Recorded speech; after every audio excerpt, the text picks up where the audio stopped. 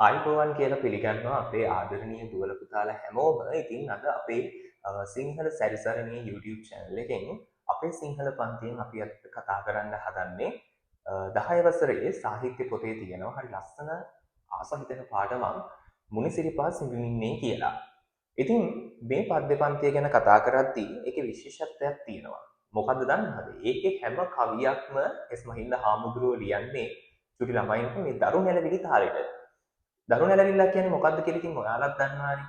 චුටි කාලේදී අම්මා කෙනෙක් චුටි බබාව නලවන්නේ දරු නැලවිලි කියලා. වර්තමාන නම් ඒක චුට්ටක් අඩුයි. හැබැයි ඉස්සර කාලේ නම් ඒ විදිහට තමයි දරුවෙක්ව නලවන්නේ. ඒ දරු නැලවිලි හරි වෙනස්. තාලේ හරි වෙනස්. ඒ තාලේ හරි වෙනස් කියන්නේ චූටි ළමෙක්ට මුලින්ම වචන තේරෙන්නේ නැහැනේ. එතකොට පොඩි එක්කෙනා මේ පොඩි එකා මොකද කරන්නේ? අර අම්මා කියන තාලේ අහගෙන තමයි නිදියන්නේ. ඒක චූටි ළමයෙක් විතරක් නෙමෙයි. ලොකු ඔයා වුණත් අහන් හිටියොත් ඔයාටත් නිින්ද යනවා.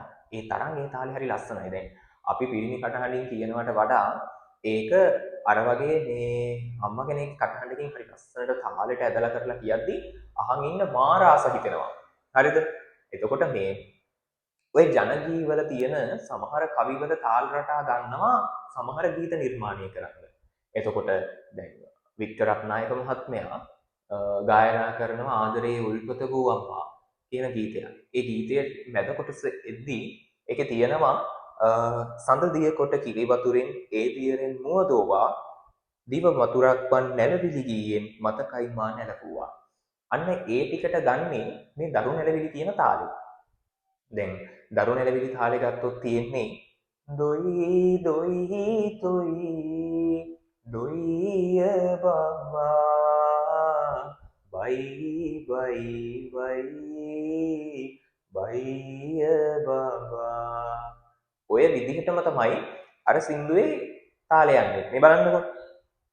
සඳ දිය කොට කිරි වතුරෙන් ඒ දියරෙන් මුව දෝවා දිව මතුරක් වන් නැලවිලි ගියෙන් මතකයි මා නැලවුවා.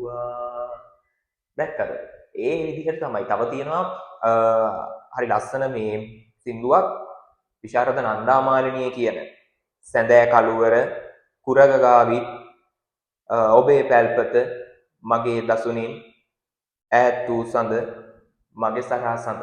ඔය ගීතය ගත්තහම ඒක තියෙන්නේ කුවේණී අස්මි තාලෙට. හරි.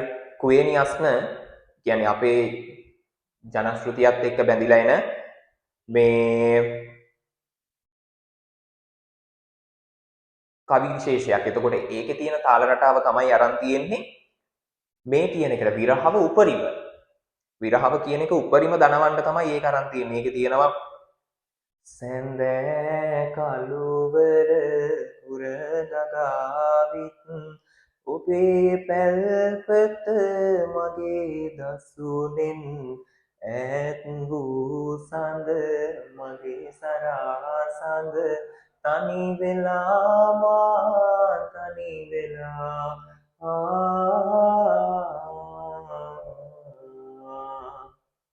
ඔය විදිහට. දැන් මම මෙහෙම කියනවට වඩා හරියටම හරියන්නේ හරියට ෂෝක් එකට අහන්න පුළුවන් අපි අර කලින් කතා කරපු දැන් අපේ පාඩමට අදාළ කොටස තියෙනවානේ දරු නැලවිලි. එතකොට ඒකේ තිබ්බර මම ඔයාලට කිව්ව කොටස තියෙනවානේ වික්ටර් රත්නායක මහත්මයා ගායනා කරන ආදරේ උල්පත ගුවම්මා. අපි මේ ගීතය අහලම අපේ කතාව එතනින් එහාට කරමු. හරියන අපි අපේ ගීතය අහලා ඉමු.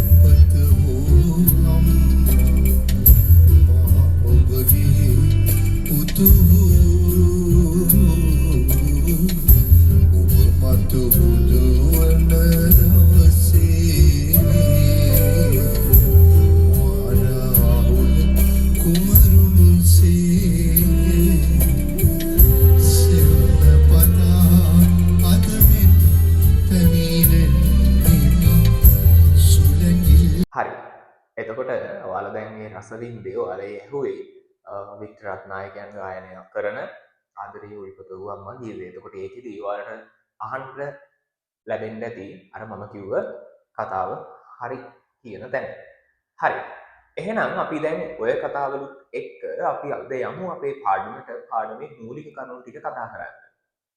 මූලික කරුණු ටික කතා කරලා ඊට පස්සේ කවියෙන් කවිය විස්තර කරලා ඒකේ තියෙන දේවල් ඉගෙන ගමු. හරි. අපේ පාඩමේ නම තමයි මුනිසිරිපා සිඹිමින්නේ කියලා කියන්නේ. පාඩම උපුටා ගන්නේ දරුණැලවිල්ල හෙවත් ජාතික තොටිල්ල කියන කාව්‍ය පන්තියේ. එතකොට මේ දරුණැලවිල්ල හෙවත් ජාතික තොටිල්ල කියන පද්‍ය පන්තිය ලියන්නේ ටිබෙට් ජාතික එස් මහින්ද හිමි. ටිබෙට් ජාතික එස් මහින්ද හිමි. ටිබෙට් ජාතික එස් මහින්ද හාමුදුරුවන්ගේ කලින් නම, ඒ කියන්නේ ගිහි කාලේ නම වෙන්නේ එස්.කේ. තෂිනම්ගල්. එස්.කේ. තෂිනම්ගල්. එතකොට ටිබෙටේ ඉඳලා මෙයාගේ සහෝදරයා වෙච්ච සිකිම් පුන්නජි හාමුදුරුවොත් එක්ක ලංකාවට ඇවිල්ලා ඊට පස්සේ බුදුදහම සිංහල මේ කියන විෂයන් ඉගෙනගෙන මේ ආభాෂය ලබාගෙන වෙනත් අය කඩු කිනිසි අමෝරාගෙන නිදහස වෙනුවෙන් රට වෙනුවෙන් සටන් කරද්දී එස් මහින්ද හාමුදුරුවෝ පෑනෙන් තමයි සටන් කරේ. ඒ කියන්නේ පෑනක් අරන් ගිහින් යුද්ධෙට ගියේ නැහැ. පෑනෙන් කවි ලියලා මිනිස්සු අතරට යවලා මිනිස්සුන්ගේ ඔළුව හැදුවා. හරිද? එතකොට එස් මහින්ද හාමුදුරුවෝ ලියනවා මාතෘකා 3ක් යටතේ කවි. මාතෘකා තේමා 3ක් යටතේ තමයි මෙයා මේ හිමියන් එස් මහින්ද හාමුදුරුවෝ එයාගේ නිර්මාණයන් කරන්නේ. ඒ තේමා 3 තමයි බුද්ධාභිවන්දන, ජාතික අභිමානී හා දේශ අනුරාගී සහ ළමයින් උදෙසා ලියූ කවි. මෙන්න මේ කියන තුනට තමයි තේමා 3 උපයෝගී කරගෙන තමයි ඒ තේමා 3ට තමයි කවි නිර්මාණය කරන්නේ. හරිද? ඊට පස්සේ එස් මහින්ද හාමුදුරුවන්ගේ පළවෙනි කාව්‍ය කෘතිය තමයි ඔයා මුතු කියලා කියන්නේ. පළවෙනි කාව්‍ය කෘතිය තමයි ඔයා මුතු. ඊට පස්සේ ඊළඟට අපි කතා කළොත් මුන්වහන්සේගේ වෙනත් කාව්‍ය නිර්මාණ. ඒවට එනවා ළමයින් උදෙසා ලියූ කවිවලට කවුමුතු, කවුමින, ළමා කව් කලප. ජාතික අභිමානීවට එනවා නිදහසේ දැහැන, නිදහසේ මන්ත්‍රය, ලංකා මාතා කියන ටික. එතකොට මෙන්න මේ දේවල් ටික ඔයාලා හොඳට පාඩම් කරලා දැනගන්න ඕනේ. හරි?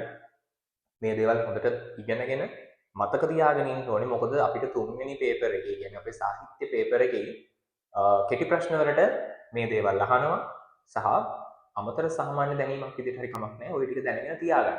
අපත යන්නේ නැහැ ඉගෙන ගත්තා කියලා. හරි. අපි දැන් එහෙනම් බලමු අපේ කවි පන්තිය. ඒ කියන්නේ මුනිසිරිපා සිඹිමින්නේ කියන අපේ පාඩමේ තියෙන කවි ටික අපි එකින් එක අහන ගමන් ඒක අහලා ඊට පස්සේ අපි කතා කරමු. දැන් මම කටින් කියනවටත් වඩා ඔයාලට හරි ලස්සනට අහන්න පුළුවන් නේ. වෙන විදිහකට මම ඒක ඔයාලට ඒ අවස්ථාව ලබා දෙනවා. එතකොට සාමාන්‍යයෙන් දැන් පළවෙනි කවිය ගත්තොත් මුනිසිරිපා සිඹිමින්නේ කියන කවිය ගත්තොත් ඒක ඉතින් ඔයාලා අහලා තියෙනවනේ. චුටි කාලේ වුණත් අම්මලා නැත්තම් ළඟ කවුරු හරි ඉද්දි අපි පළවෙනි කවිය ගත්තොත් මුනිසිරිපා සිඹිමින්නේ කියන කවිය ගත්තොත් ඒක ඉතින් ඔයාලා අහලා තියෙන කවියක්. ඒ කියන්නේ ඔයාලගේ අම්මලා ඔයාලගේ නංගිලා මල්ලිලා නිදි කරවන වෙලාවට නැත්තම් ඔයාලා නෑදේ කවුරු හරි චුටි ළමයෙක්ව නිදි කරවන වෙලාවට ওই කවිය කියනවා දරුණැලවිල්ලක් විදිහට. දැන් අපි කලිනුත් දරුණැලවිලි කාලේ කතා කරානේ. එතකොට ඔය කවිය උනත් අපිට ඒ තාලෙට කියන්න පුළුවන්. ඔය කවිය නෙමෙයි, ඔය කවි ටිකම අපිට ඔය තාලෙට කියන්න පුළුවන්. බලන්න බැරිද කියලා? මේ බලන්න. මුනිසිරිපා සිඹිමින්නේ සමනොලකිරි පෙදෙසින්නේ මද සුළඟයි මේන්නේ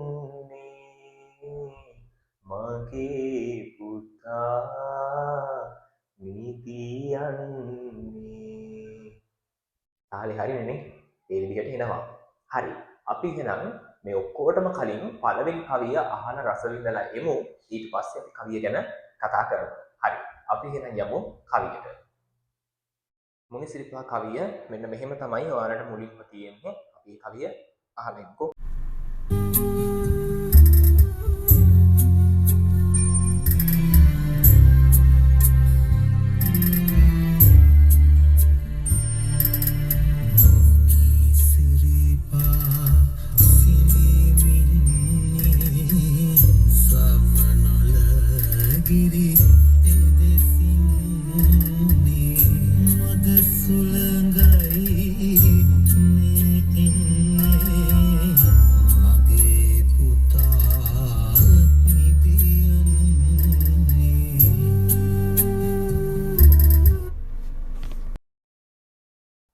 හරි. එතකොට අපේ පළවෙනි කවිය මුනි සිරිපා සිඹිමින්නේ සමනොල ගිරි පෙදෙසින්නේ. සමනොල ගල කියලාත් කියවෙනවා, සමනොල ගිරි කියලාත් කියවෙනවා. ඒක ප්‍රශ්නයක් කරගන්න. හැබැයි අපේ පාඩමේ තියෙන සමනොල ගිරි කියලා. හරි. බලන්නකො පළවෙනි පදේ මුනි සිරිපා සිඹිමින්නේ. මුනි සිරිපා. මුනි කියන්නේ බුදුහාමුදුරුවන්ට. එතකොට සිරිපා කියන්නේ බුදුහාමුදුරුවන්ගේ සිරිපාදය. බුදුහාමුදුරුවන්ගේ සිරිපතුල. සිඹිමින්නේ ඉඹිනවා වගේ. ඉඹිමින් දැන් සාමාන්‍යයෙන් බලන්නකො දැන් ඇත්තටම සිරිපතුල අපි උනත් ගිහින් ඉඹින්නේ නැහැනේ. අපි නළල තියලා වඳින එක කරන්නේ. හරිද? හැබැයි මෙතනදී කියන්නේ කොහොමද මහින්ද හාමුදුරුවෝ? මුනි සිරිපා සිඹිමින්නේ බුදුහාමුදුරන්ගේ සිරිපතුල ඉඹිමින් සමනල ගිරි පෙදසින්නේ. සමනල කන්ද පැත්තේ ඉඳලා තමයි. සමනල ගිරි පෙදසින්නේ. සමනල කන්ද පැත්තේ. මද සුළඟයි මේ එන්නේ. මේ එන්නේ ළමයෙක්ව ගහන් යන ටොනෑඩෝ එකක් වගේ දඩි හුලඟක් නෙමෙයි. හරි. මේ එන්නේ හරි සෞම්‍ය මද හරි ඇඟට සනීප හුලඟක්. ඒ හුලඟ එන්නේ කොහෙන්ද? බුදුහාමුදුරුවන්ගේ සිරිපාදේ රැඳිලා තියෙන සමනල කන්ද පැත්තේ ඉඳලා බුදුහාමුදුරුවන්ගේ සිරිපතුල ඉඹිමින් තමයි මේ එන්නේ. මේක ලියන්නේ බෞද්ධයෙක්. හරි. එතකොට මේ ලියන කෙනා බුදුදහමින්ම තමයි වැඩේ පටන් ගන්නේ. තමන්ගේ ළමයට පොඩි එකාට බුදුදහම තමන්ගේ ආගම ගැන මුලින්ම චූටි කාලේදීම කියලා දෙනවා. දැන් අපි වුණත් අපේ චූටි කාලේ එක්කන් ඉඳලා අත් දෙක එකතු කරලා මෙහෙම තමයි වඳින්නේ. මෙහෙම තමයි ඉඳ ගන්න ඕනේ කියලා පොඩි කාලේදී පන්සලට එක්කන් ගිහින් අපේ අම්මලා තාත්තලා කියලා දෙනවානේ. ඒ වගේම දරු නැලවිල්ලේදී බලන්න. දරු නැලවිල්ලේදී මොකද කරන්නේ? ආගම ගැන කියනවා. ආගම ගැන කියනවා. මේ එන්නේ පුතේ බුදුහාමුදුරන්ගේ සිරිපාදේ සිරිපතුල ඉඹිමින් එන මද හුලඟ තමයි මේ ඔයාගේ ඇඟේ වදින්නේ. හරි දැන් ඇත්තටම අජීවී දේවල් වලට සජීවී බවක් දෙන්න බැරිද? පුළුවන්. දැන් අපි කියන්නේ හඳ. අපි කියන්නේ ඉර. හැබැයි පොඩි යෝන්ගේ ලෝකේ හඳයි ඉරයි නැහැ. ඒ ලෝකේ ඉන්නේ මාමලා. හඳ මාමා, ඉර මාමා. හරි අයිතිවාසිකමක් තියෙනවා. අයිතියක් පොඩි යෝන්ගේ. මගේ හඳ මාමා. හරි ඔය කියන්නේ අම්බිලි මාමේ ඔබ මොකද කරන්නේ? පුළුල් මලා යටින් ඉඳන් එදිලා බලන්නේ. හරි. එතකොට අන්න එහෙම අර හරි මිත්‍රශීලී බවක් හදා ගන්නවා. පණ දීලා අජීවී දේවල් වලට පණ දීලා සජීවී කරලා තමන්ගේ කර ගන්නවා. කියන්නේ සුළඟේ ඔබ කොයි සිටද එන්නේ? හරි. හුළඟෙන් අහන්න. හුළඟෙන් අහනවා කියන්නේ සුළඟේ ඔබ කොයි සිටද එන්නේ? ඒ චූටි ළමයින්ගේ ලෝකේ හරි ලස්සනයි. හරි චූටි ළමයින්ගේ ලෝකේ හරි ලස්සනයි. එතකොට ඒ ගැළපෙන විදිහට තමයි මේ ලියන්නේ. පුතේ මේ මද හුළඟ සිරිපාදේ සිරිපතුල ඉඳිමින් තමයි එන්නේ. මද සුළඟයි මේ එන්නේ මගේ පුතා නිදියන්නේ. මේ එන මද හුළඟින් තමයි මගේ පුතා නැලවෙන්නේ පුතේ. පුතේ ඔයා නැලවෙන්නේ බුදුහාමුදුරන්ගේ සිරිපතුල ඉඳගෙන සමනල කන්ද පැත්තිඳන් එන මද සුළඟින් තමයි ඔයා නැලවෙන්නේ. බලන්න හරි කොච්චර ලස්සනට ඒක ලියලා තියෙනවද කියලා. එතකොට ඔය කවියේ බලන්න අග එකම අකුරු ටිකකින් ඉවර කරලා තියෙනව නේද? අන්න එහෙම එකම අකුරු ටිකෙන් ඉවර කරලා තියෙනවා නම් පද හතරෙන් එක යට එක වැටෙන විදිහට වැටක් වගේ තියෙනවා නම් අපි ඒකට කියනවා එලි වැට තියලා තියෙනවා. නැත්නම් එලි සමය ආරක්ෂා කරලා තියෙනවා. හරි?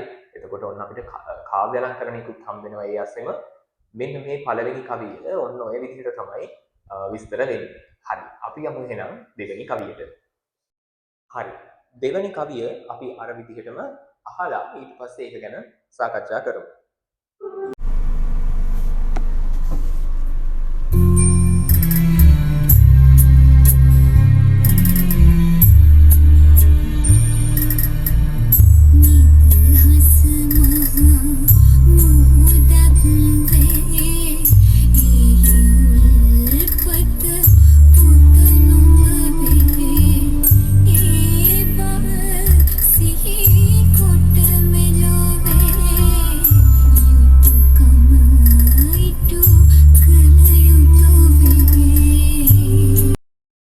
නිදහස මහ මුහුදක් වේ.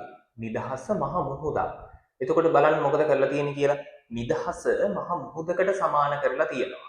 නිදහස මහ මුහුදකට සමාන කරලා තියෙනවා. ඒ නිදහස මහ මුහුදකට සමාන කරද්දී අපිට තියෙනවා දෙයක් තවත් දෙයකට එක එල්ලේ සමාන වෙනවා නම් මේ තියෙන්නේ මහ මුහුද කියලා හිතන්න. මේ මහ මුහුදේ නම තමයි නිදහස.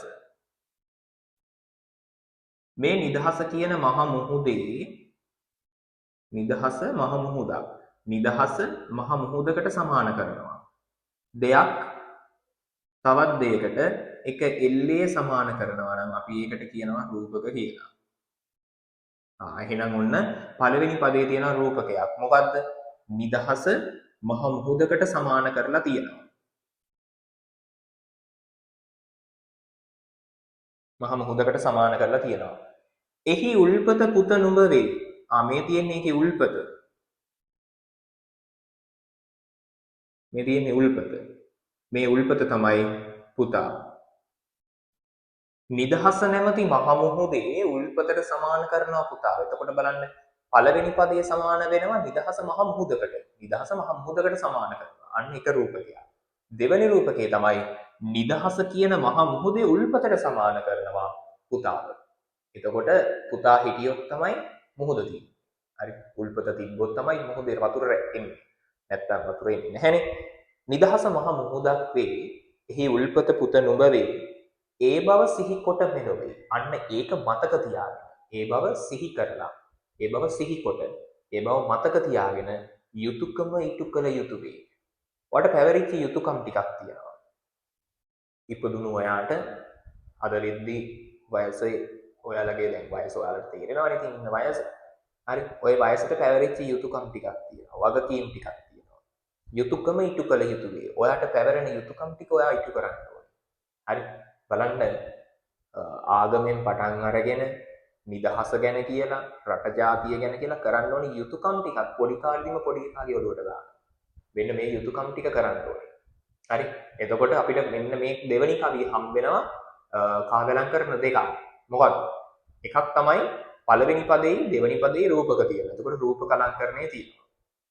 මේ කවියෙන් අග බලන්න එකම විදිහට ඉවර කරලා තියෙනවා. අන්න ඒ කවියේ අග තියෙනවා මොනවද? එලිවැට නැත්නම් එලි සමය. හරි. හරි අමාරු නැහැනේ. හරි ලේසි. බලන්න කොච්චර ලස්සනට මහින්ද හාමුදුරුවෝ මේ ළමයිට මේ කතාව කියලා තියෙනවද කියලා. හරි. ඔයාලට උනත් මේකෙන් ගන්න දේවල් ගන්න තමයි තියෙන්නේ. ඒ නිසා අනිවාර්යෙන් මේ කියන දේවල් ඔයාලා ජීවිතේට එකතු කරගන්න. හරි. එහෙනම් අපි ඊළඟට යමු අපේ තුන්වෙනි කවියට. හරි. අපි තුන්වෙනි කවිය දැන් අහමු.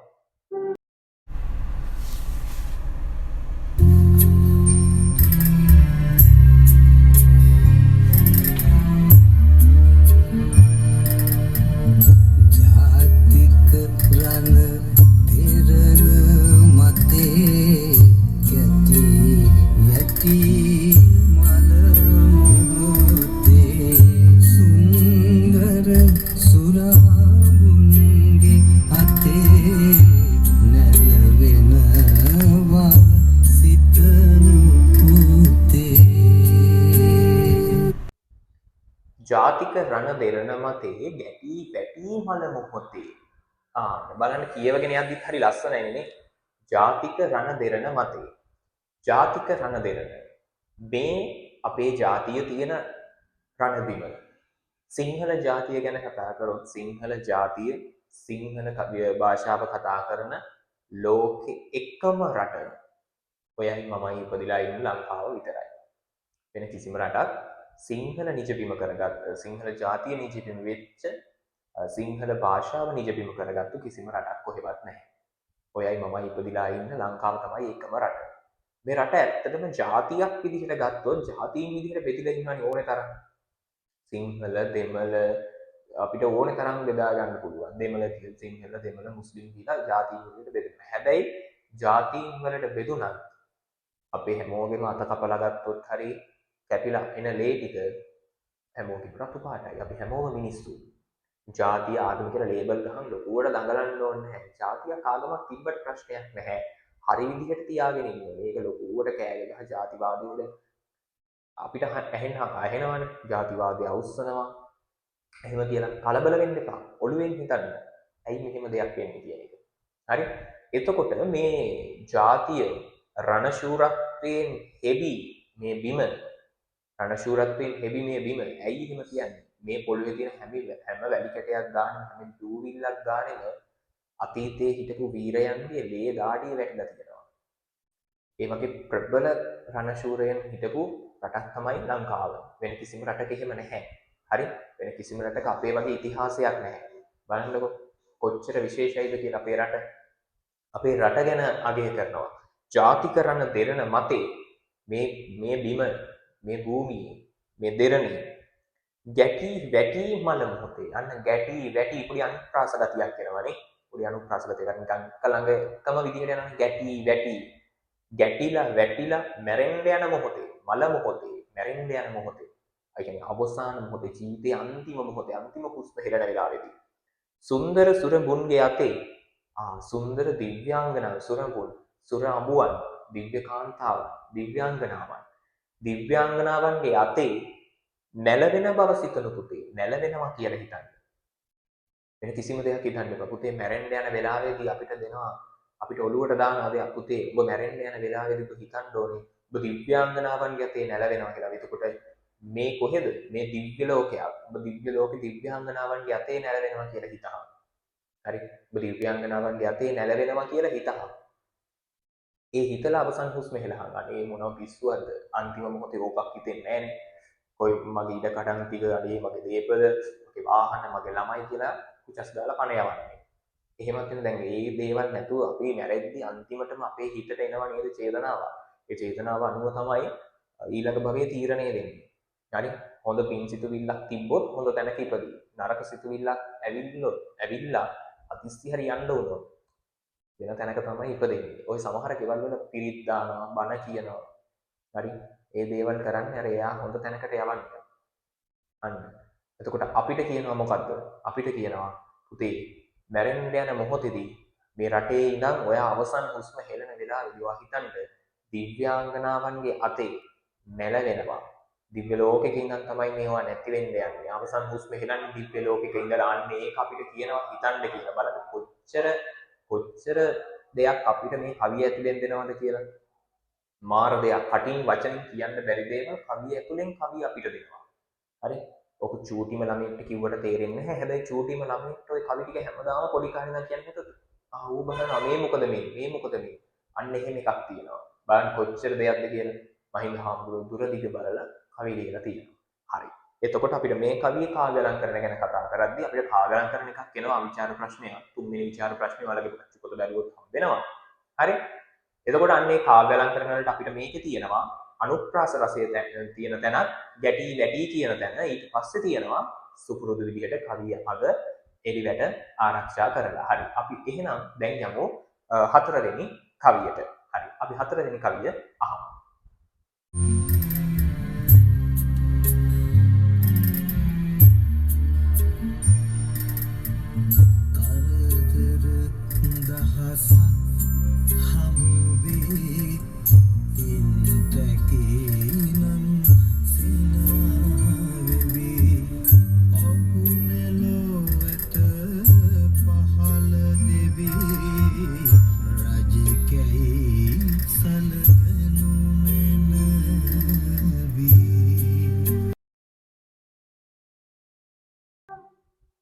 හරි. කරදර දහසක් හමු වී ඉන්ටැකි නම් සිනහ වෙවි. අපිට ඕනේ තරම් ප්‍රශ්න එනවනේ. හරි. මේ පාඩම අතරතුර දැන් කොහොමත් මට මේක කියලා දෙන්න වෙනවා. ඔයාලට මම පොඩි වැඩක් දෙනවා. ඕන වීඩියෝ එක චුට්ටක් ස්ටොප් කරලා වැඩේ කරලා බලන්න. ඔයාලා කොලයක් අරගෙන මෙන්න මෙහෙම ඇඳගන්න. කොලයක් අරගෙන මෙන්න මෙහෙම තිත් තුන ගානේ 9ක් ඇඳගන්න. මේ තිත් 9 පෑන උස්සන්නේ පෑන හෝ පැන්සල මෙහෙම උස්සන්නේ නැතුව බෙහෙම යන විදිහට කොහොම යන විදිහට ඉරි 4කින් තිත් 9ම කපන්න බලන්න. මම විනාඩි 5ක් විතර දෙන්නම්. බලන්න. පොඩි try එකක් දෙන්න. පෑන උස්සන්නේ පැන්සල උස්සන්නේ නැතුව දැන් මෙහෙම ගත්තොත් මෙහෙම කැපුවොත් පෑන ඉස්සෙනවනේ. මෙහෙම කපලා ආයෙ මෙතෙන්ට ගන්න පෑන උස්සලා ගන්න. එහෙම යන්නේ නැතුව ඉරි 4කින් ඔය තිත් 9ම කපන්න බලන්න. ඔය චූටි වැඩක්. අපි ප්‍රශ්න වලට උත්තර හොයන්නේ ඔන්න ඔය විදිහටම තමයි. සාම්ප්‍රදායික වෙන්න එපා. ටිකක් වෙනස් විදිහකට හිතන්න. එතකොට ඔකට උත්තරේ හම්බ වෙනවා. බලන්න පොඩි try එකක් දීලා.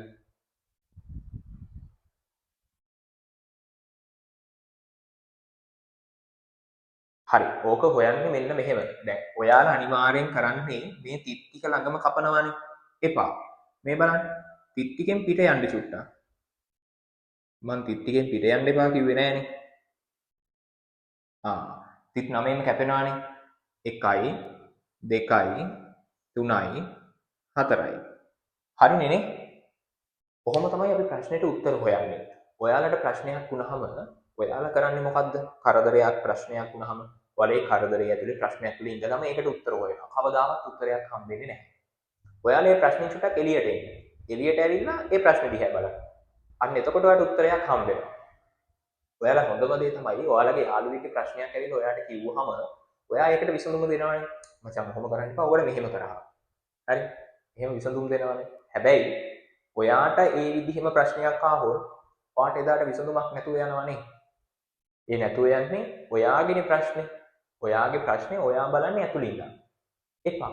චුට්ටක් එළියට ඇවිල්ලා ප්‍රශ්න දිහා බලන්න. එතකොට සමහර කෙනාට ප්‍රශ්න දිහා බල හිනා වෙන්නත් පුළුවන්. එහෙම ආතල් තියෙනවා. හරි. එතකොට අද ඉඳන් ප්‍රශ්නේ එළියට ඇවිල්ලා ප්‍රශ්නෙට විසඳුම් හොයන්න. අන්න එතකොට ඕනේ තරම් විසඳුම් එනවා. හරි. මේ බලන්නකෝ. කරදර දහසක් හමු වී ඉන්ට කිනම් සිනහලවි.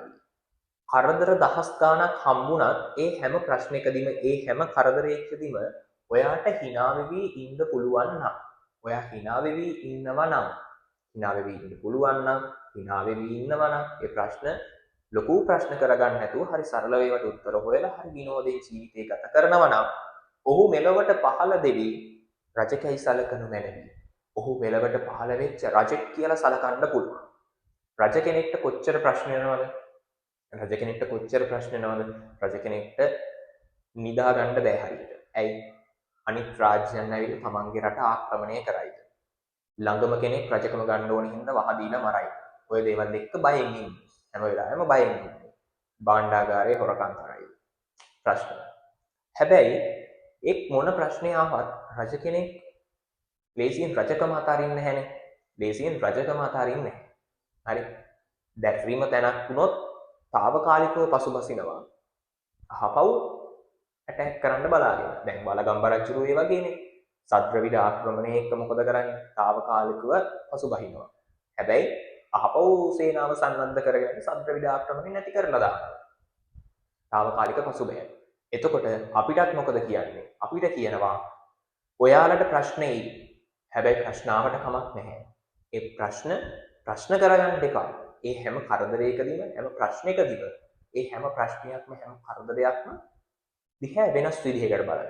ඒ හැම දෙයකටම hina වෙලා මුණ දෙන්න. ඒ හැම දෙයක්ම hinaවක් ගේන විදිහට අර ජීවිතේ ලොකු තැනකට දාගන්න නැතුව වලකට දාගන්න නැතුව හරි ජොලියෙන් මේ දේ විසඳ ගන්න පුළුවන් වෙන තැනකට එනවා නම් අන්න එදාට උඹ රජෙක්. අන්න එදාට උඹ රජෙක් විදිහට සලකන්න පුළුවන්. බලන්න පුතාට රට ජාතිය ගැන විතර නෙමෙයි සමාජයට ගිහිල්ලා හැදෙන්න ඕන විදිහ, රටේ කොහොමද ඉන්න ඕනේ කියන විදිහ මේ දේවල් පවා කවියෙන් පොඩි කාලෙදිම පොඩි එකාට කියලා දෙනවා. එතකොට මේකෙදි අපිට සරල කාවලංකරණයක් විදිහට ගන්න තියෙන්නේ මොකද්ද? අග එළියට ආරක්ෂා කරලා තියෙනවා කියන එක. හරි. අපි එහෙනම් දැන් ඊළඟට බලමු ඊළඟ කවිය.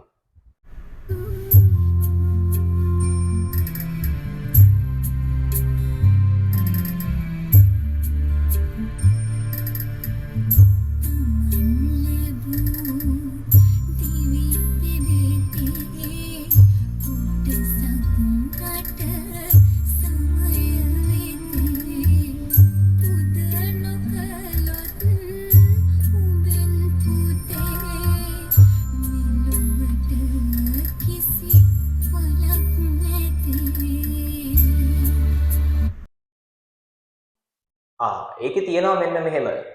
තමන් ලැබූ දිවි පෙවෙතේ කොටසක් රට සමය වෙතේ. ඔයා ලබලා තියෙන ජීවිතෙන් හැමදේම ඔයාගේ නෙමෙයි. එතකොට ඔයාට පැවරිලා තියෙනවා යුතුයකම් ටිකක්. ඔයා ලබපු ජීවිතයෙන් කොටසක් රට ජාතිය වෙනුවෙන් කැප කරන්න ඕනේ. රට ජාතිය ආගම වෙනුවෙන් යුතුයකම් ඉටු කරන්න තියෙනවා ඔයා ලබපු ජීවිතේ. කොහොමද කියන්නේ? තමන් ලැබූ දිවි පෙවෙතේ කොටසක් රට සමය වෙතේ. ඔයා ලබපු ජීවිතයෙන් කොටසක් රට දැය සමය වෙනුවෙන් වැය කරන්න ඕන.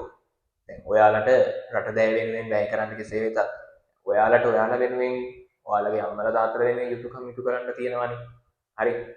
මම චුටි ප්‍රශ්නයක් අහන්න. මම ටක් ගාලා ඔයාලට විනාඩියක් දෙනවා. වැඩියෙන් ආදරය කරන තුන්දෙනෙක් හිතාගන්න. ඉක්මනට. විනාඩියක් දෙනවා.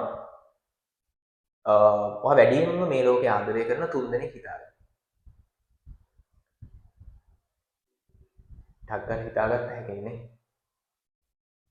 ඔයාලා ඔය හිතාගත්තු තුන්දෙනා අතර ඔයාගේ නම නෑනේ. ඔයා නෑ නේද එතන? මම මට ආදරේ කියාගත්තේ නෑනේ නේද?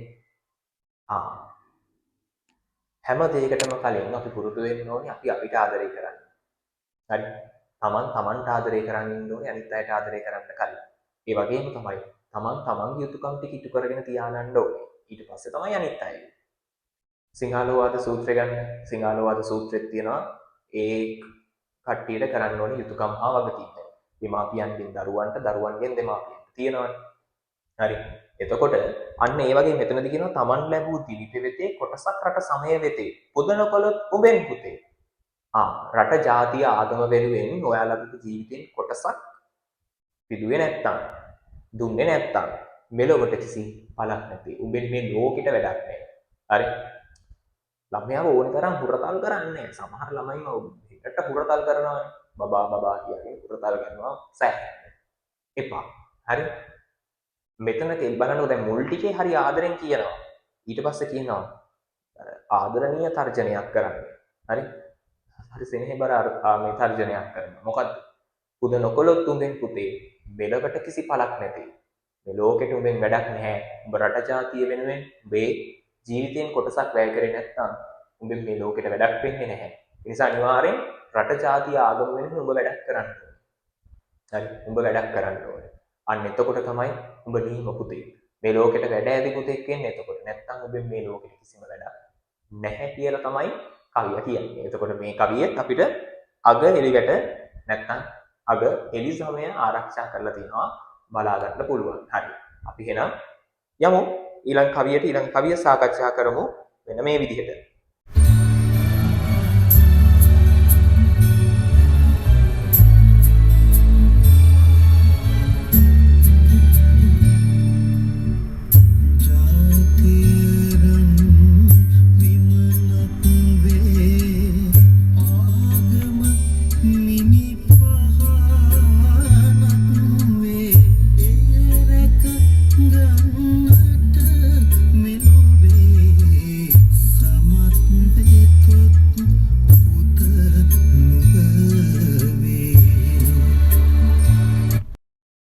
බලන්න ඊළඟ කවිය.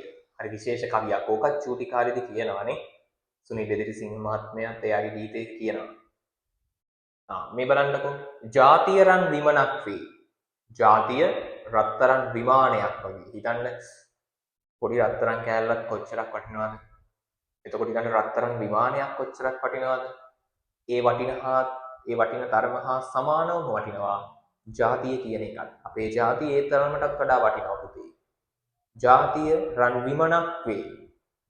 ජාතිය රත්තරන් විමානයකට සමාන කරනවා. මම කලිනුත් ඉගෙනුවා දෙයක් තවත් දෙයකට එකෙල්ලේ සමාන කරනවා නම් අන්න ඒක රූපකයක් වෙනවා. හරි. ආගම මිනි පහනක් වේ. ආගම මිනි පහනක් වේ. ඒ මොකද්ද කියන්නේ? ආගම මැණික් පහනක්. මැණිකක් කොච්චර වටිනවද? ඒ තරම්ම වටිනවා ආගම කියන එක. එතකොට ආගමයි ජාතියයි කොච්චර වටිනවද කියලා පෙන්නන්න සරල උදාහරණ දෙකක් දීලා තියෙනවා. රත්තරන් විමානයයි මිනි පහනයි. හරි. ඒ තරම්ම අපේ ජාතියයි අපේ ආගමයි අපිට වටිනවා. ඊට පස්සේ කියනවා ඒ රැක ගන්නට මෙලොවේ ජාතිය ආගම ඒ දෙකම රැක ගන්නට මෙලොවේ සමත් වෙතොත් පුත නුඹවේ. කලින් එකේදී අපිට බැන්නනේ නේ. කලින් එකේදී බැන්නා. මෙලොවට කිසි වැඩක් නැහැ කියලා. හැබැයි දැන් කියනවා උඹ ජාතියයි ආගමයි දෙකම රැකගත්තොත්. හැමෝටම ওই දෙකම රකින්න බෑ. එකක් උඩ පල්ලෙහා යනවා. ජාතියයි ආගමයි දෙකම රැක්කොත් උඹ තමයි නියම පුතා, උතුම්ම පුතා, හොඳම පුතා. සමත් වෙතොත් පුත නුඹ වේ. පුතේ උඹ තමයි නියම මිනිස්සයා.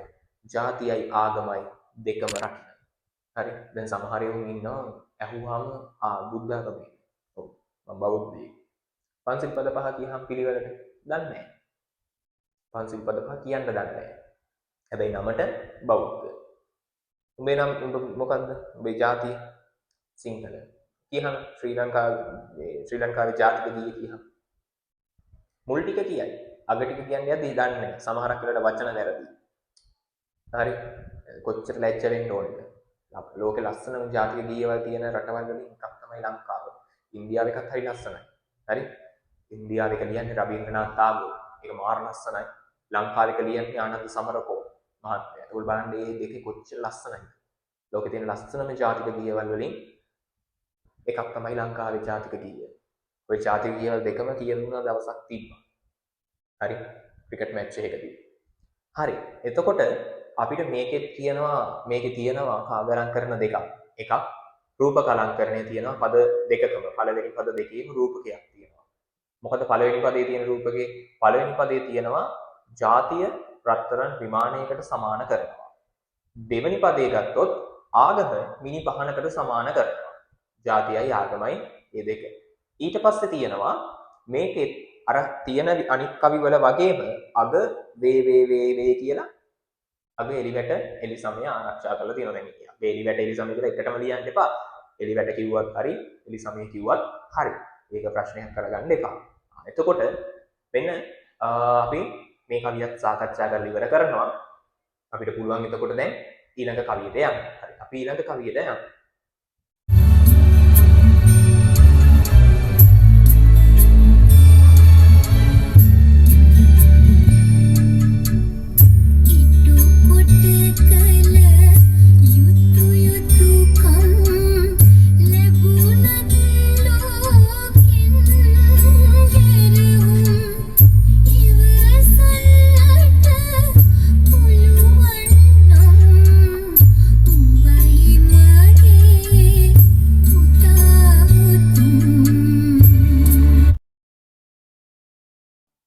හරි. ඒක තියෙනවා මෙහෙම. ඉටු කොට කළ යුතු යුතුයකම්. දැන් අපිට කලින් කවියක කිව්වා යුතුයකම් ඉටු කරන්න ඕනේ. නැත්නම් ඔබෙන් කිසිම දෙයක් රටට මේ ලෝකෙට වැඩක් වෙන්නේ නැහැ. හැබැයි අපේ තියෙනවානේ අපේ හරි හොඳ මිනිස්සු ඉන්නේ. හොඳ කරත් බයිනවා නරක කරත් බයින જાතියක් ඉන්නේ. මෙතන කියනවා ඉටු කොට කළ යුතු යුතුයකම්. ඔයාට පැවරිච්ච යුතුයකම් ටික ඉටු කළාට පස්සේ ඉටු කොට කළ යුතු යුතුයකම් ටික ඉටු කරාට පස්සේ ලැබුණත් ලෝකෙන් ගැරහුවොත් අනිවාර්යෙන් ලෝකෙන් බැනුම් අහන්න වෙනවා. අර මම කිව්වේ හොඳ කරත් නරක කරත් බැනුම් අහන්න වෙනවා. එතකොට දැන් අපේ සාමාන්‍යයෙන් තියනවානේ පොඩි කියමනක්. ගල් ගහන්නේ ගෙඩි තියෙන ගහකට. ඔයාලත් ඒ වගේ තමයි. ඔයාලා දෙයක් කරොත් තමයි බැනුම් අහන්න වෙන්නේ. අර අපිට හානාහියත් ඒ කවියක් හම්බ වෙනවානේ. වරද පෙනෙන තරමට වැරදුනා නේ කවිය තුන්වෙනි පදේ බලන්න. වරද පෙනෙති වැඩ නෝගත් අයට ලොවේ. නෝගත් මිනිස් තමයි මේ වරද පොඩි වැරද්දක් හොය ලොකු කරගෙන බයින්න ගන්න. ඒ වගේ තමයි ඔයාලා චූටි දෙයක් කරත් රටට ලෝකෙට විතරක් නෙවෙයි සමාජවාදයක් හොඳ දෙයක් කරත් එකෙක් හරි ඉන්නවා බයින්න. 10ක් ගත්තොත් 9ක් හොඳ කියනවා එකෙක් බයින්න. ඒ හැටි. ඒක වැඩි හිතන්න එපා. මොකද 9 දෙනෙක් හොඳ කියලා එතකොට ඔයා හොඳ දෙයක් කරලා තියෙනවා. එකෙක් බයින්නේ වෙන දෙයකට. ඒ තමයි ඔයාට තියෙන ඉරිසියාවට. උට කරගන්න බෑ. උටේ දේවල් ලැබෙන්නේ නැහැ. හැබැයි ඔයා උට කරන්න බැරි දේවල් ඔයා කරද්දී උට කරන්න පුළුවන් එකම දේ තමයි ඔයාට ඉරිසියා කරන්නේ. ඒක තමයි ඒ කරන්නේ. හරි. ඔයා අනුන්ට ඉරිසියා කරන්න එපා. අනුන් ඔයාට ඉරිසියා කරන විදිහට වැඩ කරගන්න. ඒ කියන්නේ අනුන්ට කරන්න බැරි දේවල් ඔයා කරන්න. එතකොට අනුන් ඔයාට ඉරිසියා කරනවා නම් හරි ආසයි ඒකට. අනිත් අය මට ඉරිසියා කරන එකට. හරි. ඔයාට පවක් පිරෙන්නේ නැහැ. ඔයාට පුළුවන් දේවල් ටික කරනවා. අනිත් අය ඔයාට ඉරිසියා කරනවා. ඉතින් ඒකට ඔයා මොනව කරන්නද? ඔයා ඉරිසියා කරන්න යන්න එපා. මෙතන තියෙන්නේ ඉටු කොට කළ යුතු යුතුයකම් ලැබුණත් ලෝකෙන් ගැරහුවොත් ලෝකෙන් කොච්චර බැනුම් අහන්න වුණත් ඉවසන්නට පුළුවන් අන්න බලන්නකො සමාජයට ගිහිල්ලා හිටගෙන ඉන්න ඕන විදිහක් කියනවා. සමාජයට ගිහින් ප්‍රශ්න වලදී මුහුණ දෙන්න ඕන විදිහ කියනවා. ඔයාට ලෝකෙම බණි. හැබැයි පුතේ ඔයාට ලෝකෙම බැන්නත් උඹ ඉවසහා. කොච්චර කොයි කෙනෙක් කොහොම බැන්නත් උඹ ඉවසහා. ඉවසන්නට පුළුවන් නම් නුඹයි මගේ පුතා උතුම්. උඹ තමයි මගේ නියම උතුම්ම උත්තම පුතා. යහපත් පුතෙක් වෙන්න එතකොට. ඉවසලා බැරිම තැනක් ඉවසන්න ඕනේ. අපේ උන් මොකද කරන්නේ? ඉවසලා බැරිම තැන තමයි ගිහින් දීලා අරින් දඩෝම් පටෝම් ගන්න. එපා. ඉවසන්න බැරිම තැනක් ඉවසන්න. අන්න එතනින් පස්සේ ප්‍රශ්නයක් නැහැ. එතනින් පස්සේ ඒක නවතිනවා. හරි? ඒ නිසා ලොකු ප්‍රශ්න ඇති කරගන්න එපා. කොච්චර කවුරු කොහොම බැන්නත් ඔයාගේ හෘද සාක්ෂියට එකවව, ඔයාගේ හිතට එකවව, ඔයා කරපු දේ රටට, ඔයාට, අනිත් අයට, සමාජයට හොඳ දෙයක් කියලා ඔයා හිතට එකඟව දන්නවනම් ඒක ගැන ආයේ ප්‍රශ්න කර කර ඉන්න එපා. හොඳ දෙයක් කියලා දන්නවනම් එතන ඉහට ආයේ හිතන්න ඕනේ නැහැ. හරි? හරි. අපි එහෙනම් ඊළඟ කවියෙන් හම්බෙමු. එතකොට මේකෙත් අපිට තියෙනවා අර විදිහටම එලිවැට අග ආරක්ෂා කරලා. හරි. එහෙනම් අපි දැන් යන්නේ ඊළඟ කවියට.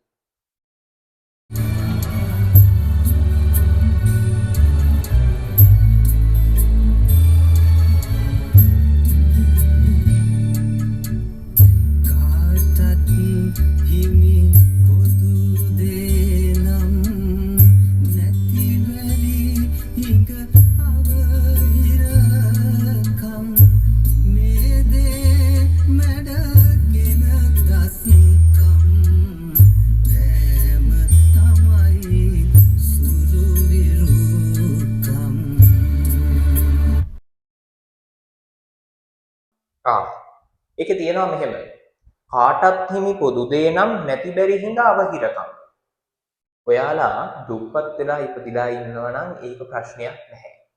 මොකද අපි ඉපදෙද්දිම පස්මහ බැලුම් බලාගෙන ඉපදෙන්නේ නැහැනේ. අපි බුදුවරු වෙන්න යන අය නෙමෙයි. හරි. එතකොට අපිට පස්මහ බැලුම් බලලා ඉපදුනා නම් අපි හැමෝම කෝටිපතිනේ. අපේ මෙතන තියෙනවා කාටත් හිමි පොදු දේ නම්. හැමෝටම පොදු දෙයක් තමයි නැති බැරි හිඳ අවහිරකම්. ඔයාලට තියෙන දෙයක් මට නැති වෙන්න පුළුවන්.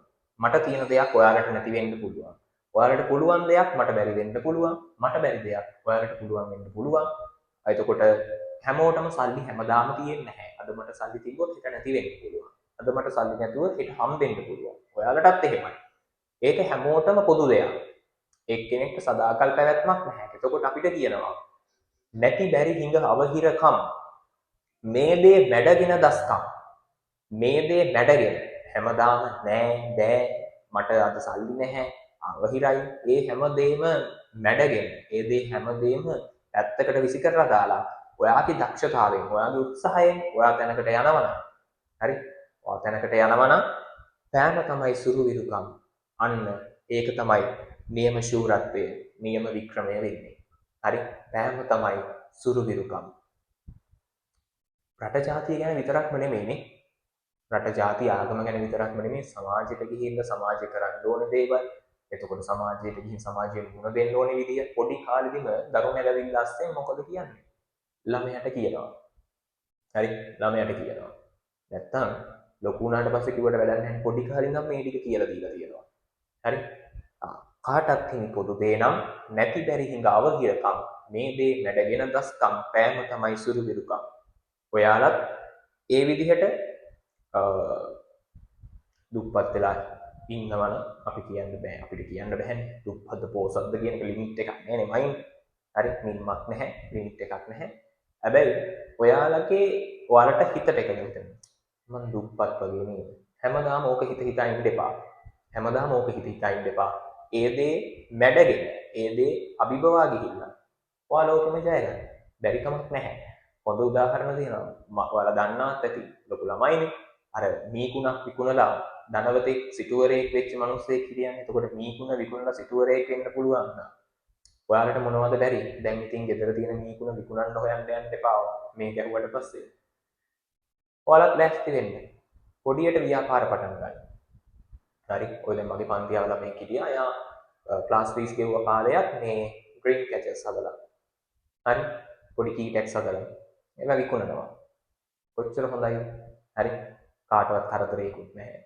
බර වරොන්දර බාල වයස්කාර සේවයේ යොදවත් නෙමෙයි බර වැඩ කරලා නෙමෙයි. ගෙදර ඉන්න ගමන් නිකන් මේ දේවල් කරලා තමයි විකුණන්නේ. යාළුවන්ට හදලා Facebook page එකක් හදලා TikTok videos හදලා එයා ගානට ගේන ගහනවා. හරි. එතකොට ඔයාලත් චෝහිර ව්‍යාපාරයක් පටන් ගන්න කැමති නම් මොකටම බල කිරීමක් නැහැ. දුප්පත් වෙන්න ඕනේ නැහැ හැමෝම. මැරෙද්දි දුප්පත් වෙලා මැරුණොත් තමයි ප්‍රශ්නේ වෙන්නේ. හරි. දැන් හොඳට ඉගෙන ගන්න. හොඳට ඉගෙනගෙන හොඳ රස්සාවක් කරලා හොඳට සල්ලි හම්බ කරගන්න. හරි. හරි. එතකොට ඔන්න එදා දුන්න උපදෙස් අදටත් වළංගුයි. අදට දෙන උපදෙස් අනාගතයට වළංගුයි. එතකොට ඔයාලට තියෙන වැඩ ටික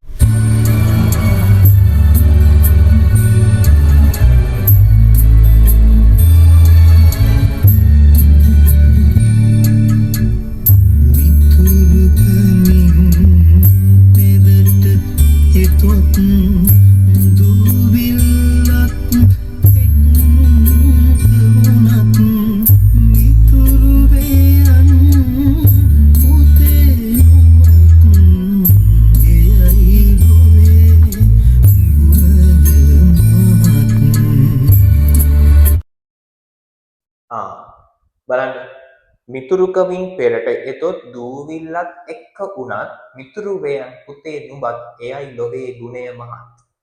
මිතුරුකමින් පෙරට එතොත් දූවිල්ලක් උනත් කමක් නැහැ ළමයි.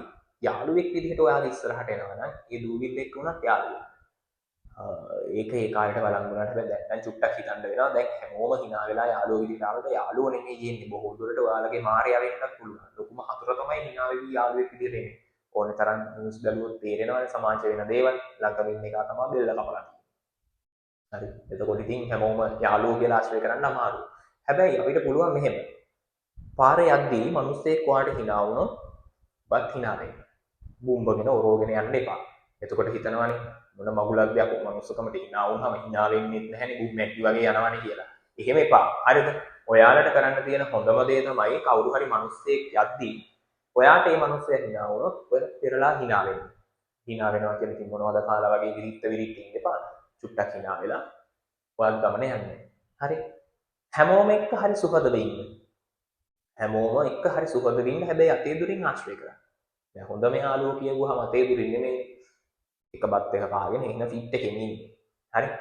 එතකොට එහෙම වුණාට මේ හැමෝම එක්ක හරි යාළුකමින් ඉන්න. ප්‍රශ්න දාගන්න යන්න එපා. රණ්ඩු වෙන්න යන්න එපා. හරි ඕනෙකමින් හැමෝම එක්ක හරි සුහදව ගේම් එකේ ප්ලේ කරන්න.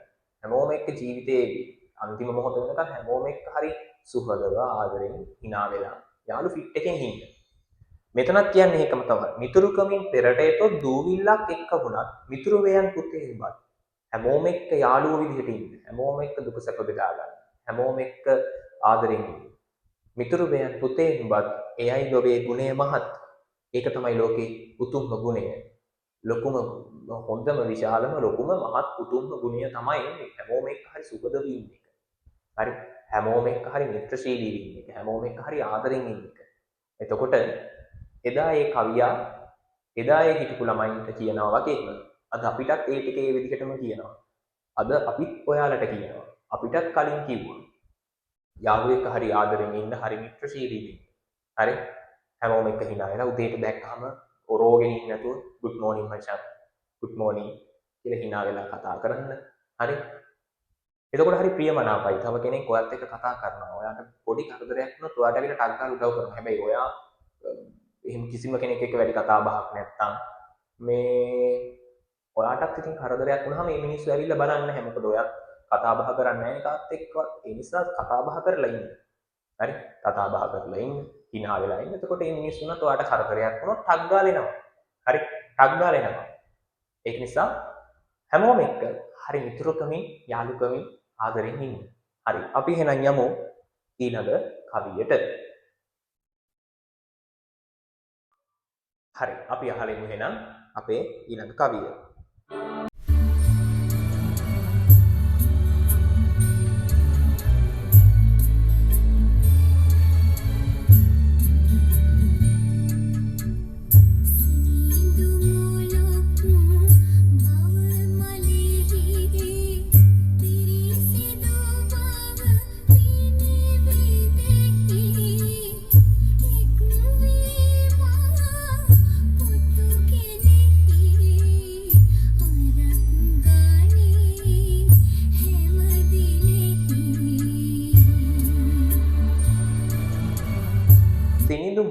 බව මලෙහි පිරිසිදු බව පිනිබිඳෙහි.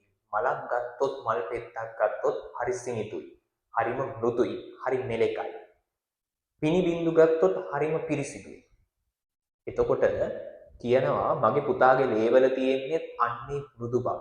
හිත උණු වෙන එක. හරි. ඔයාටත් තව කෙනෙක් කරදරයක ඉන්නවා දැක්කොත් ඔයාගේ හිත උණු වෙනවා වගේ දැනෙනවා. හරි අනුකම්පාවක් ඔයාගේ හිතේ ඇති වෙනවා නම් ඔයාගේ හිත හරි මෘදුයි. හරි මෙලෙකයි. හරි. ඔයාගේ හදවත හරි සිනිඳුයි. ඔයා කොච්චර දරදඬු චරිතයක් වුණත් ඕනෙම ධර්ම මිනිස්සෙක් වුණත් එක තැනකදී සංවේදී වෙන තැනක් තියෙනවා මේ මිනිස්සයාට. එතකොට හදවත කොච්චර ගලක් වුණත් ඒ ගල මෙලෙක් වෙනවා. හරි. සිනිඳු මොළොක් බව මලෙහි පිරිසිදු බව පිනිබිඳෙහි. පිරිසිදුකම රැඳිලා තියෙන පිනිබිඳු වල. පිනිබිඳු හරි පිරිසිදුයි.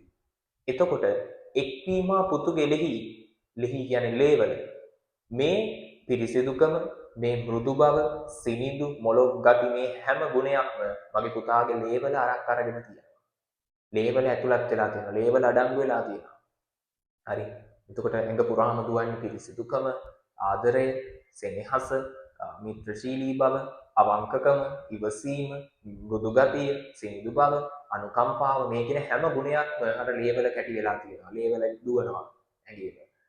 අරක් ගනි හැම දිනෙහි කොල්ලා පොඩි එකා ඉපදුණු දවසේ ඉඳලා මැරෙන දවස වෙනකල් මේ පොඩි එකාගේ ඇඟේ අර තියෙන හැම ගුණයක්ම තියෙනවා කියලා කියනවා.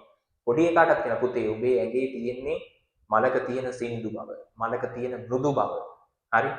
පිනි බිඳුවක තියෙන පිනි බිඳුවක තියෙන පිරිසිදු බව, අවංක ගතිය. හරි? ලස්සන, ආදරය, මිත්‍රශීලී බව, ඉවසීම මේ කියන හැම ගුණයක්ම පුතේ ඔබේ ඇඟේ තියෙනවා. ඔබේ ලේවල දුවන්නේ ඒවා. ඒ නිසා මේ ජීවිතේ ගෙවිලා ඉවර වෙනකල් ඔබ හොඳ මිනිස්සෙක් වගේ ඉඳහන්. ඒව තමයි අපිට දෙන උපදෙස්. හරි? සමාජේ හරි ලස්සනට ගොඩනගන්න මහා ලොකු කම්පෝරි කතා මහා ලොකු දේවල් ඕනේ නැහැ. මේ පොඩි දේවල් ඇති ලෝකේ හරි ලස්සනට හදන්න. හරි? ලෝකේ හරි ලස්සන කරන්න. එතකොට තාම චූටි වයසේ ඉන්න ඔයාලටත් පුළුවන් ලෝකේ ලස්සනට දකින්න. හරි? ලෝකේ ලස්සනට දකින්න. ලෝකෙ දිහා වෙනස් විදිහකට දකින්න. මුළු ලෝකෙටම ආදරය කරන්න. අර මම කලින් කිව්වා වගේ මුලින්ම තමන්ට ආදරය කරලා ඊට පස්සේ ලෝකෙට ආදරය කරන්න. පරිසරයට ආදරය කරන්න. හරි? හිතන්නේ නැති දේවල් ඔයාලට අනිවාර්යෙන් හම්බෙනවා. ඒ තමයි ස්වභාව දහමේ හැටි. ඒ දේවල් එක්ක ඉතින් අපි අද මේ විදිහට මුනිසිරිපා පාඩමේ හැම කවියක්ම අහලා රස විඳලා ඒ කවිය ගැන කතා කරලා ඒකේ කාව්‍ය අලංකරණ ගැන කතා කරලා හැම පදයකම වචනයක් ගාන කතා කරලා අපි අද මුනිසිරිපා පාඩම මේ විදිහට නිමා කරන්න තමයි සූදානම් වෙන්නේ. එතකොට මුනිසිරිපා පාඩමේ ඔයාලට විචාර ප්‍රශ්න ටිකට අද අපි කතා කරපු හැමදේම හරි සරලව උදාහරණ විදිහට ගන්න පුළුවන් මොනවද ඕයි කියලා ගන්න පුළුවන්. ඉතින් මේ විදිහටම අපි තවත් දවසක තවත් වීඩියෝ එකකින් හම්බෙමු ඔයාලගේ ලස්සන පාඩමක් එක්ක වෙනස් විදිහකට. ඉතින් අපි එහෙනම් අදට අපේ වීඩියෝ එකෙන් සමුගන්න තමයි හදන්නේ. එහෙනම් අපි තවත් දවසක හම්බෙමු. ඔයාලා හැමෝටම සුබ දවසක් කියලා ප්‍රාර්ථනා කරනවා. එහෙනම් අයිබෝවන් හැමෝටම. බයි.